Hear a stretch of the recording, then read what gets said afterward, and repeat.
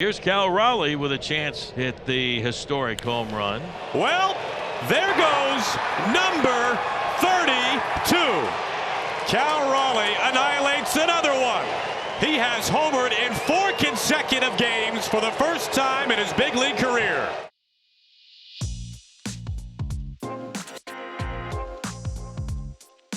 From MLB.com, this is the Morning Lineup Podcast.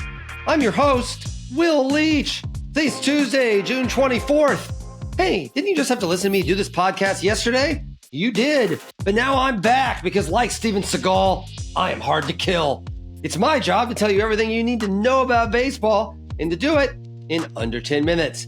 Now, in honor of the aforementioned Steven Seagal, I shall quote one of his most famous lines: "Prepare for me to kill you with these nunchucks I'm holding right now." All right, that line might not be exactly right, but it was something like that. For about 8 innings of the Mariners-Twins game on Monday, Cal Raleigh had not, in fact, hit a homer. Julio Rodriguez had, Luke Raley had, freaking Dominic Canzone had, but the big dumper had merely gone 1 for 4. What the heck? Is it actually possible for the Mariners to play a game in which Cal Raleigh did not hit a home run? Was something broken? Did we need to take the cartridge out and blow on it and put it back in? What is this black magic? But then, in the 9th inning, order was restored. Swing and a well-hit ball deep to left field.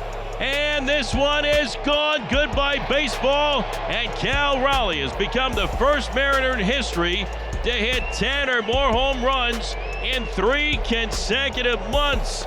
Yep, Cal Raleigh, the biggest story in baseball and maybe all of sports right now, hit his 32nd homer on Monday as the Mariners thumped the Twins 11-2.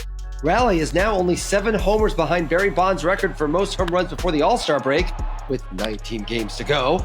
He's only 16 behind Salvador Perez for the most homers by a primary catcher in a season, even though it's only June 24th. And holy cow, he's on pace for 68.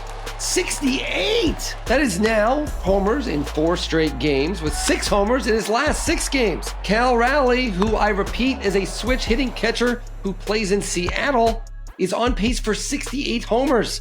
He is turning every stadium he plays into a big dumper dumping ground. This is absolutely ridiculous. Top of the order for Atlanta, Ronald Acuña Jr. leading off. Ronald gives this a ride to center field. How far is it going to go? Far enough to make it 2-0. Acuña has done it again. Every fan base freaks out when their team is in the midst of a losing skid. You can forgive Mets fans for freaking out a little bit more when they're in the midst of one. Those scars, they never really heal, you know? You can also forgive Mets fans for freaking out a little more when they run into the Braves, who swept them just last week. Mets came into Citi Field on Monday having lost 8 of 9. Well, they've now lost 9 of 10. Ronald Acuña Jr. homer, Spencer Schwellenbach threw 7 terrific innings, giving up only a 2-run homer to Juan Soto, and the Braves continued their torturing of the Mets with a 3-2 win at Citi Field. You wonder if Acuña's homer, which was his 9th and only 101 at-bats this season, had a little bit of revenge to it. The Mets had just sit down his brother Luis Angel just a few hours before the game. The Mets are now a game and a half behind the Phillies in the NL East, and for what it's worth, the Giants, Padres, Brewers, and Cardinals are sneaking up on him in the wild card chase, too. Manager Carlos Mendoza moaned last week in the midst of a 7-game losing streak that, quote, "everything is happening at the same time." How does he feel now? We need to continue to support the guys, continue to work, but it's about the results, right? So, yeah, we continue to have all the confidence in these guys, but, we got to be better. The Mets will try to stop the bleeding Tuesday when Frankie Montas takes the hill for the first time this season. Welcome back to Queens, Frankie. Our pets' heads are falling off. After the break, the Cardinals and the Cubs finally got to play each other. Bring up the number 3 hitter, Alec Burleson. Swing, high fly ball again, deep right. Tucker going back. That one's gone too. You'll forgive this native Midwesterner for poo-pooing your Yankees v. Red Sox, your Giants v. Dodgers, your Tom v. Jerry. The truest and best rivalry in baseball, in your humble narrator's opinion, to be found in America's heartland. Cardinals, Cubs, two great fan bases, two storied histories, and two extremely different views on what pizza is. But amazingly, until Monday, these two teams had not, in fact, played each other this season. The latest they'd gone into a season without meeting since 1997. That was so long ago that Mark Grace hit a home run off Fernando Valenzuela in that game. They finally got to face off Monday in the first game of a 4-game series at Busch Stadium, with both teams firmly in the playoff chase. The Cardinals just 4.5 games behind the Cubs in the NL Central. So, who won round one? I'll give you a hint. See if you can tell if the Busch Stadium crowd sounds happy or sad while listening to this next highlight. High fly ball to right field. Pretty well hit. Tucker back. It is long gone. 2-run homer, Lars Nootbaar. That was Lars Nootbaar hitting the first of 4 2-run homers by left-handed hitters. Alec Burleson, Brendan Donovan, and Nolan Gorman hit the others as the Cardinals announced their presence with authority with an 8-2 victory over the Cubs. These two teams will play 12 more times the rest of this season. You can expect many, many references to Ernie Broglio.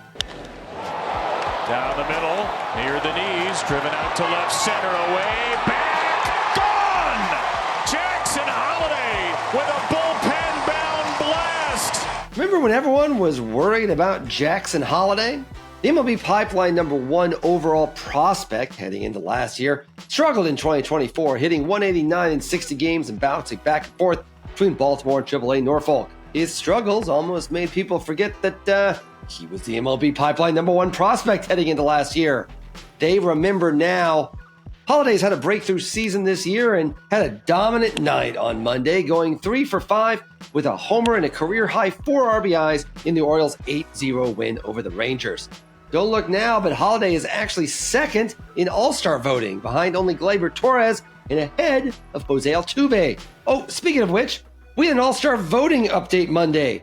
Everyone who was in first place after our first update is still in first place after this one, except Vladimir Guerrero Jr., who surpassed Paul Goldschmidt atop the leaderboard at first base in the American League. Your top 2 vote getters, as you'd probably expect, are Aaron Judge and Shohei Ohtani. The deadline for Phase 1 of voting is Thursday at noon Eastern Time, with Phase 2 of voting, with finalists in each category, beginning next Monday. There were 9 games on Monday, and we've got room in our belly for all of them. Let's hit the whip around. High drive, left field. Looks back, turning, looking, see ya. A long blast for Aaron Judge, and the Yankees are up 1-0. Aaron Judge hit his 28th homer in the first inning of the Yankees game in Cincinnati on Monday, which probably made the many Yankees fans in attendance think it was going to be a lovely night for them in the Queen City. It was not a lovely night for them in the Queen City. Ellie De La Cruz homered against the team he grew up cheering for, and the Yankees were held scoreless the rest of the way after Judge's homer as the Reds breezed to a 6-1 victory. The Yankees' lead in the AL East is back down to just 2 games. Pavin Smith hit 2 homers, then Eduardo Rodriguez threw 6 shutout innings and struck out 10 as the Diamondbacks breezed past the White Sox 10-0. If you can have a bad day when you win 10-0, the Diamondbacks had one. 2 key players left this game early with injuries. Eugenio Suarez was hit on the hand in the first inning with a pitch, and Josh Naylor left after an unusually aggressive swing in the second. Ouch. Tommy Pham homered, and Isaiah Kiner-Falefa had a tie-breaking triple as the Pirates beat Brewers 5-4. Zach Neto went 3 for 4 with a homer and a stolen base. He's actually got a chance at a 30-30 season this year, by the way, as the Angels beat the Red Sox 9-5. The Red Sox lost their 3rd in a row. They've actually fallen back to 500. And to close, James Wood made his first visit to San Diego since the Padres traded him back in 2022 for Juan Soto. Wood seemed happy to see his old mates. He went 3 for 5 with a homer and 4 RBIs as the Nationals smooshed the Padres 10-6. And that's all for today's Morning Lineup Podcast. Thank you for listening. Please be sure to give us a rating and review and tell everyone you know about this podcast. Matt Monaghan will be with you tomorrow.